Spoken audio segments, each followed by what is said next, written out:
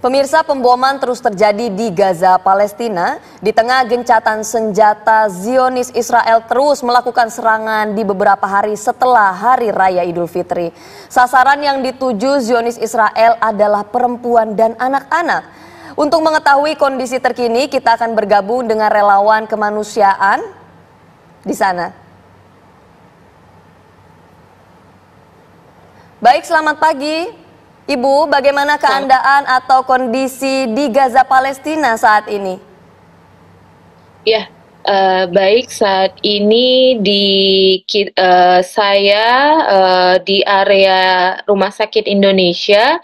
Pada hari ini bisa saya infokan bahwa Rumah Sakit Indonesia menerima menangani korban penyerangan Israel di dua daerah, di mana penyerangan tiap wilayah itu hanya berjarak 1 jam saja, yaitu di daerah Jabalia dan dari Salahaddin Street.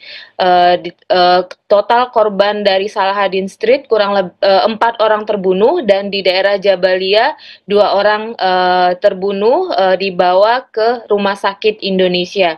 Dan bisa saya infokan juga, menurut pengamatan kami, bahwa saat ini terjadi pergerakan populasi ke beberapa titik tertentu di Gaza yang dianggap cukup aman bagi warga Gaza. Salah satunya yaitu di area Al-Mawasi Khan Yunis, di sekitar klinik lapangan yang didukung oleh Mercy Indonesia.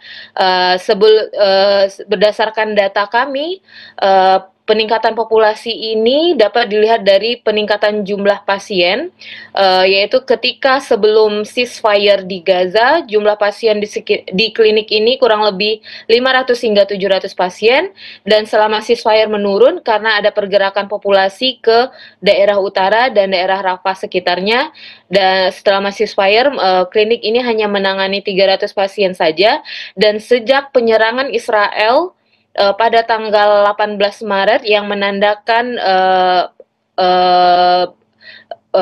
dimulainya perang kembali, klinik ini telah menerima perharinya kurang lebih hingga 900 pasien perharinya.